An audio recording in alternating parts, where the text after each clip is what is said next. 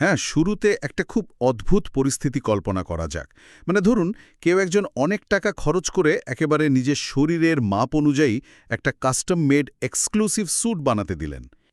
বেশ দারুণ ব্যাপার। হ্যাঁ, তাকে বলা হলো এই স্যুট শুধু তার জন্যই তৈরি হচ্ছে। কিন্তু ডেলিভারি নেওয়ার পরদিন রাস্তায় বেরিয়ে তিনি দেখলেন শহরের আরও ১০০ জন মানুষ হুবহু একই স্যুট পরে ঘুরে বেড়াচ্ছে। আরে, এটা তো রীতিমতো প্রতারণা। শুধু তাই নয়, সবচেয়ে ভয়ঙ্কর ব্যাপার হলো যখন তিনি দর্জির কাছে গিয়ে বললেন যে স্যুটের হাতাটা একটু ছোট করতে হবে, তখন দর্জি জানালো যে এই স্যুটে কোনোভাবেই সুই সুতো চালানো সম্ভব নয়। হাতা ছোট করতে হলে পুরো স্যুটটাই ফেলে দিয়ে নতুন করে বানাতে হবে। শুনতে খুব অবাস্তব মনে হচ্ছে, তাই না? একদমই। বাস্তব জীবনে পোশাকের ক্ষেত্রে এমনটা ঘটলে যে কেউই বুঝবেন যে তার সাথে একটা বড়সড় জালিয়াতি হয়েছে। রাইট। কিন্তু ওয়েব ডেভেলপমেন্টের দুনিয়ায়, মানে বিশেষ করে ওয়েবসাইটের বাজারে, ঠিক এই ঘটনাটাই প্রতিদিন ঘটছে। আর আশ্চর্যের বিষয় হল, অধিকাংশ মানুষ বুঝতেও পারছেন না যে তারা একটা বিশাল ফাঁদে পা দিয়েছেন। আর ঠিক এই কারণেই আজকের এই গভীর বিশ্লেষণে আমরা এমন একটা বিষয় নিয়ে কথা বলতে যাচ্ছি যা প্রযুক্তি জগতের একটা বড়সড় মার্কেটিং বিভ্রমকে সামনে নিয়ে আসবে। বিষয়টা খুব সময় উপযোগী। আমাদের হাতে থাকা সাম্প্রতিক কিছু তথ্য আর বাজার বিশ্লেষণ থেকে একটা পরিষ্কার চিত্র উঠে আসছে। আমরা আজ খতিয়ে দেখব কিভাবে শুধুমাত্র কিছু ভারী আর অপরিচিত প্রযুক্তিগত শব্দ বা যাকে বলে বাজওয়ার্ড, সেগুলো ব্যবহার করে সাধারণ ক্রেতাদের বোকা বানানো হচ্ছে। একদম। বিশেষ করে লারাভেল নামের আড়ালে যে সস্তা ওয়েবসাইটের ফাঁদ পাতা হয়েছে, আজ আমরা তার পেছনের কারিগরি বাস্তবতা একদম জলের মতো পরিষ্কার করব। এই আলোচনাটা বর্তমান সময়ের জন্য অত্যন্ত জরুরি, কারণ প্রযুক্তি সম্পর্কে সাধারণ মানুষের যে একটা ভীতি বা অজ্ঞতা আছে, সেটাকেই পুঁজি করে এক শ্রেণীর অসাধু ব্যবসা কিন্তু ফুলে ফেঁপে উঠছে। সত্যি তাই। একটা ওয়েবসাইটের পেছনের কারিগরি দিকগুলো আসলে কিভাবে কাজ করে, আর একটা কাস্টম ওয়েবসাইটের খরচ কেন বেশি হয়, এই বিষয়গুলো জানা না থাকলে যে কেউই এই প্রিমিয়াম ফাঁদে পা দিতে পারেন। তাহলে একদম গোড়া থেকেই শুরু করা যাক। এই যে বলা হচ্ছে ল্যারাভেল ওয়েবসাইট, এই শব্দটা ইদানিং খুব বেশি শোনা যায়। হ্যাঁ, প্রচুর বিজ্ঞাপনে দেখা যায় আজকাল। অনেকেই মনে করেন যে নামের মধ্যেই একটা আভিজাত্য আছে, মানে এটা নিশ্চয়ই খুব হাই লেভেল বা প্রিমিয়াম কোনো জিনিস। কিন্তু আমি একটু থামতে চাই এখানে। সবার আগে এই বিষয়টা পরিষ্কার করা দরকার যে ল্যারাভেল জিনিসটা আসলে কি। এটা কি কোনো জাদুকরী সফটওয়্যার? খুব চমৎকার একটা প্রশ্ন। আর ঠিক এই জায়গাটিতেই সবচেয়ে বেশি ভুল বোঝাবুঝি তৈরি হয়। আসলে ল্যারাভেল কোনো রেডিমেড সফটওয়্যার নয়। আচ্ছা, তাহলে কি এটা? এটি হল পিএইচপি নামক একটা প্রোগ্রামিং ভাষার ফ্রেমওয়ার্ক। মানে, বিষয়টা যদি একটু সহজ করে বলি, ধরা যাক কেউ একটা বহুতল ভবন নির্মাণ করতে চাইছেন। এখন তিনি চাইলে একেবারে মাটি খুঁড়ে নিজের হাতে ইট সিমেন্ট বানিয়ে কাজ শুরু করতে পারেন। এতে তো প্রচুর সময় লাগবে। অথবা তিনি এমন একটা সেটআপ পেতে পারেন যেখানে ভবনের মূল পিলার আর ছাদের কাঠামো আগে থেকেই একটা স্ট্যান্ডার্ড নিয়ম মেনে তৈরি করা আছে। ওহ, বুঝতে পারছি। মানে বেসিক স্ট্রাকচারটা রেডি। রাইট। তাকে শুধু নিজের মতো করে দেয়াল গেঁথে রুমগুলো সাজিয়ে নিতে হবে। ওয়েব ডেভেলপমেন্টের দুনিয়ায় লারাভেল হল ঠিক সেই কাঠামোগত সেটআপ। এটি ডেভেলপারদের একটা শক্তিশালী এবং গোছানো ফাউন্ডেশন দেয়, যার ওপর দাঁড়িয়ে তারা যে কোনো জটিল সিস্টেম বানাতে পারেন। আচ্ছা, বিষয়টা পরিষ্কার হলো। তার মানে লারাভেল হলো একটা ডেভেলপার টুল বা হাতিয়ার। একদম ঠিক। কিন্তু তাহলে সমস্যাটা কোথায়? এটা তো শুনে বেশ ভালো আর শক্তিশালী একটা প্রযুক্তি বলেই মনে হচ্ছে। প্রযুক্তি হিসাবে লারাভেল নিঃসন্দেহে বিশ্বের অন্যতম সেরা একটা ফ্রেমওয়ার্ক। সমস্যাটা প্রযুক্তির নয়, সমস্যাটা হলো মার্কেটিংয়ের মিথ্যা প্রতিশ্রুতির। মানে ওই ফাঁদটার কথা বলছেন? হ্যাঁ, একটা সত্যিকারের কাস্টম লারাভেল ওয়েবসাইট বানাতে, যেখানে প্রতিটি লাইন কোড একজন ক্রেতার নির্দিষ্ট ব্যবসার চাহিদা অনুযায়ী লেখা হয়, সেটি তৈরি করতে একজন অত্যন্ত দক্ষ ডেভেলপারের অন্তত ২-৩ মাস সময় লাগে। বাপরে, ২-৩ মাস? হ্যাঁ, আর খরচের কথা যদি আসে, তবে বাজারের ডেটা বলছে এমন একটা প্রজেক্টের কাজ শুরুই হয় ন্যূনতম ৫০,০০০ টাকা থেকে। প্রজেক্টের আকার অনুযায়ী এই খরচ অনায়াসে ৫ লাখ টাকা ছাড়িয়ে যেতে পারে। ৫০,০০০ থেকে ৫ লাখ? কিন্তু বাজারে চোখ রাখলেই তো দেখা যায় বিভিন্ন বিজ্ঞাপনে বলা হচ্ছে মাত্র 20,000 বা 30,000 টাকায় প্রিমিয়াম লারাভেল ওয়েবসাইট বুঝে নিন। ঠিক এই বিজ্ঞাপনগুলোর কথাই বলছিলাম। তাহলে এই 20,000 টাকায় তারা আসলে কি দিচ্ছে? এটা তো কোনোভাবেই সম্ভব না, তাই না? কারিগরির দিক থেকে 2 বা 3 মাসের একটা কাস্টম প্রজেক্ট 20,000 টাকায় দেওয়া অসম্ভব। এখানেই আসে সেই সস্তা দামের ফাঁদ। এই যে লোভনীয় অফারগুলো দেওয়া হচ্ছে, এগুলো বিশ্লেষণ করে দেখা গেছে এর 90% আসলে রেডিমেড স্ক্রিপ্ট। Readymade script? হ্যাঁ, মানে কোনো একজন ডেভেলপার হয়তো একটা সাধারণ ই-কমার্স সাইটের কোড একবার লিখে রেখেছেন। এরপর সেই একই কোড সামান্য রং বদলে 100 জন আলাদা মানুষের কাছে বিক্রি করা হচ্ছে। আরে, এই ব্যাপারটা তো ঠিক অনুষ্ঠানের শুরুতে বলা সেই কাস্টম স্যুটের গল্পের মতো হয়ে গেল। দর্জির কাছে কাস্টম স্যুটের দাম দিয়ে ফ্যাক্টরি থেকে বের হয়ে একটা ইউনিফর্ম কিনে আনা। হা, একদম পারফেক্ট তুলনা। কিন্তু কেউ যদি না জেনে এই রেডিমেড স্ক্রিপ্ট কিনেও ফেলেন, তাতে ক্ষতি কি? ওয়েবসাইট তো ওয়েবসাইটের মতোই কাজ করবে, তাই না? আপাত দৃষ্টিতে মনে হতে পারে যে কাজ তো চলছে, ক্ষতি কি? কিন্তু আসল বিপদটা লুকিয়ে থাকে এর পেছনের কোডিং আর্কিটেকচারে। রেডিমেড স্ক্রিপ্টগুলো একটা নির্দিষ্ট গণ্ডির মধ্যে আবদ্ধ থাকে। মানে চাইলেও চেঞ্জ করা যাবে না। রাইট।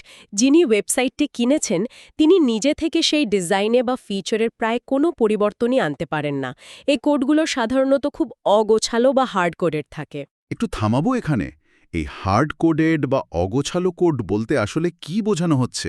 এর পেছনের মেকানিজমটা ঠিক কি? ধরা যাক একটা বিশাল মোটা বই, যার ভেতরে কোনো সূচিপত্র নেই, কোনো অধ্যায়ের নাম নেই, হাজার হাজার পৃষ্ঠা এলোমেলোভাবে জোড়া লাগানো। আচ্ছা। এখন যদি কাউকে বলা হয় এই বইয়ের মাঝখান থেকে একটা নির্দিষ্ট লাইন খুঁজে বের করে পরিবর্তন করতে, তবে অবস্থাটা কেমন হবে? রেডিমেড স্ক্রিপ্টের কোডিংও অনেকটা সেরকম জগা খিচুড়ি। ও মাই গড! তার মানে ব্যবসার পরিধি বাড়লে মহাবিপদ। একদম। ওয়েবসাইটে নতুন কোনো পেমেন্ট গেটওয়ে বা জটিল ফিচার যুক্ত করার প্রয়োজন পড়লে নতুন কোনো ডেভেলপার ওই পুরনো কোড পড়ে কিছুই বুঝতে পারেন না। ওই জগা খিচুড়ির ভেতর ছোট্ট একটা জিনিস ঠিক করতে গেলে পুরো সিস্টেম ভেঙে পড়ার উপক্রম হয়। আচ্ছা, তার মানে নতুন ডেভেলপারকে ওই কোড পড়ে বোঝার পেছনে যে সময় বা শ্রম দিতে হবে, তার চেয়ে নতুন করে ওয়েবসাইট বানানোই বেশি যুক্তিসঙ্গত। ঠিক ধরেছেন। এবং বাস্তবে ঘটেও ঠিক তাই। ডেভেলপাররা সরাসরি বলে দেন যে এই কোডে হাত দেওয়া সম্ভব নয়, পুরো সাইট একদম শূন্য থেকে নতুন করে বানাতে হবে। তাহলে শুরুতে যেই 20,000 টাকা সস্তা মনে হয়েছিল, কয়েক বছর পর সেটাই অর্থ এবং সময়ের এক বিশাল অপচয়ে পরিণত হয়। একদমই তাই। এই পুরো বিষয়টা সত্যি চোখ খুলে দেওয়ার মতো। কিন্তু এখানে আরেকটা প্রশ্ন খুব জোরালোভাবে সামনে চলে আসে। মানুষ এত সহজেই ফাঁদে পা দেয় কেন? এটা একটা বড় প্রশ্ন। বাজারে তো আরও অনেক অপশন আছে। শুধু লারাভেল নামটা শুনলেই মানুষ কেন অন্ধের মতো বিশ্বাস করে নেয়? এর প্রধান কারণ হল তথ্যের অভাব। বাজার বিশ্লেষণে দেখা যায় সাধারণ মানুষের মধ্যে একটা ভ্রান্ত ধারণা তৈরি করে দেওয়া হয়েছে যে লারাভেল মানেই ফাস্ট, লারাভেল মানেই সুপার সিকিউর বা নিরাপদ। আচ্ছা, মানে নামের গুণগান। হ্যাঁ, মানুষ মনে করে যে এই ফ্রেমওয়ার্ক বা টুলটি নিজেই একটা জাদুর কাঠি। এটা ব্যবহার করলেই ওয়েবসাইট স্বয়ংক্রিয়ভাবে বুলেট গতির হয়ে যাবে। এই জায়গাটা দারুণ ইন্টারেস্টিং। তার মানে মানুষ ভাবছে যে ফ্রেমওয়ার্কটাই সব কাজ করে দিচ্ছে। ঠিক তাই, প্রশংসা করছে।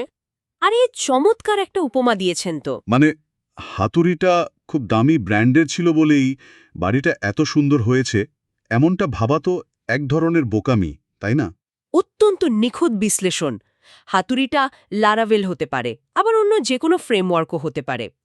প্রযুক্তিগত বাস্তবতা হল লারাভেল বা অন্য কোনো টুল নিজের থেকে স্বয়ংক্রিয়ভাবে দ্রুতগতির হয় না। তাহলে স্পিড কিসের উপর নির্ভর করে? যে কোনো ওয়েবসাইটে স্পিড মূলত 3টি বিষয়ের উপর নির্ভর করে। প্রথমত হোস্টিংয়ের কোয়ালিটি বা সার্ভার কনফিগারেশন, দ্বিতীয়ত ডেটাবেস কতটা নিখুঁতভাবে সাজানো, এবং তৃতীয়ত হল ডেভেলপারের কোড অপটিমাইজেশন করার দক্ষতা। এই কারিগরি বিষয়গুলো একটু সহজ করে বোঝা দরকার। মানে সার্ভার বা হোস্টিং কিভাবে ওয়েবসাইটে স্পিড নিয়ন্ত্রণ করে? ধরা যাক একটা গাড়ি খুব শক্তিশালী ইঞ্জিন দিয়ে বানানো হয়েছে, যেটাকে আমরা ওয়েবসাইটের কোডিং বলতে পারি। কিন্তু সেই গাড়িটাকে যদি একটা ভাঙাচোরা সরু মাটি রাস্তায় চালানো হয়, তবে কি গাড়িটা জোরে চলতে পারবে? কখনোই না। ওয়েবসাইটের ক্ষেত্রে হোস্টিং হলো সেই রাস্তা। ও, খুব সুন্দর উদাহরণ।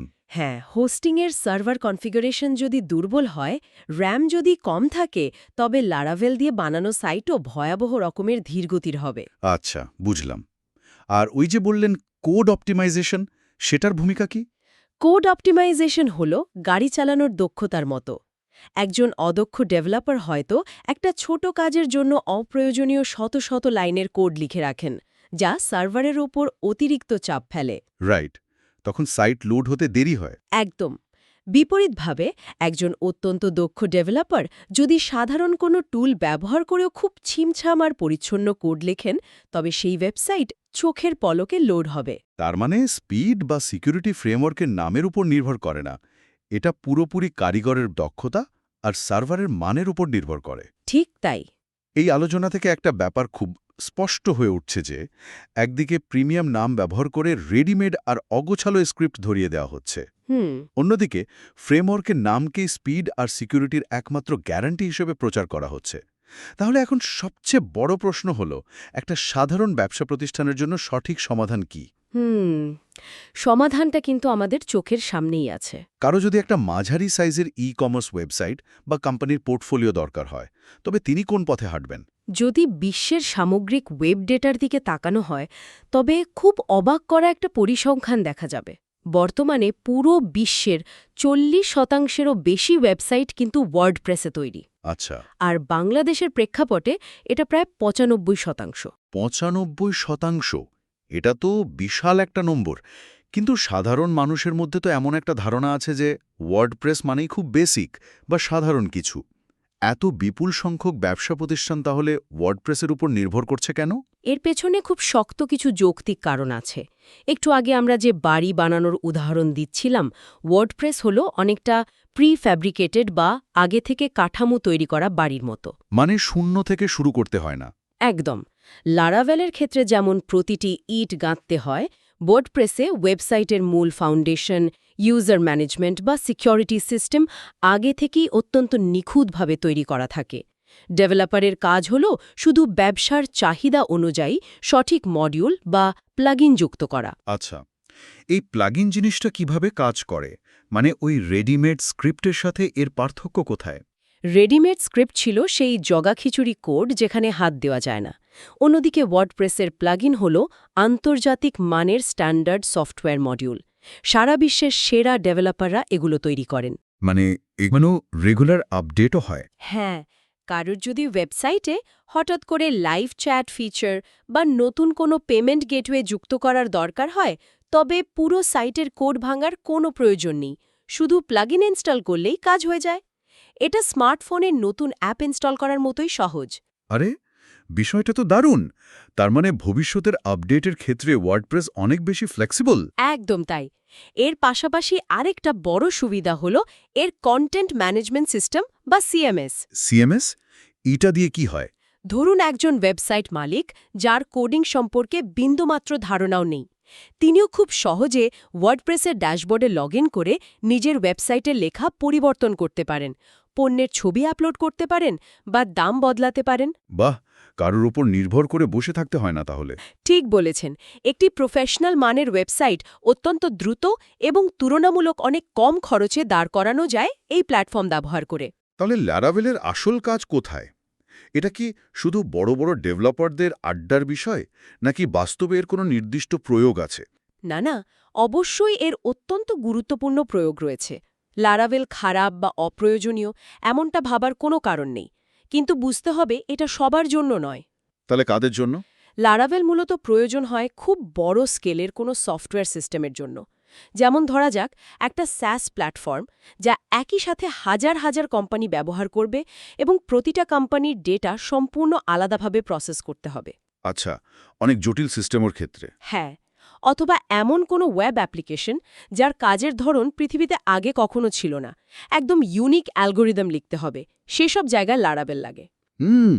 অর্থাৎ কারো যদি এমন একটা বাড়ি বানানোর শখ হয় যেটা দেখতে হুবহু স্পেসশিপের মতো হবে, আর যেটা আবার পানির নিচেও সাবমেরিনের মতো চলতে পারবে, তখন আর ওই প্রিফ্যাব্রিকেটেড কাঠামো দিয়ে কাজ হবে না। হাহা, ঠিক। তখন সত্যি ল্যারাভেলের মতো টুল দিয়ে একদম শূন্য থেকে কাস্টম করে বানাতে হবে। চমৎকার বলেছেন।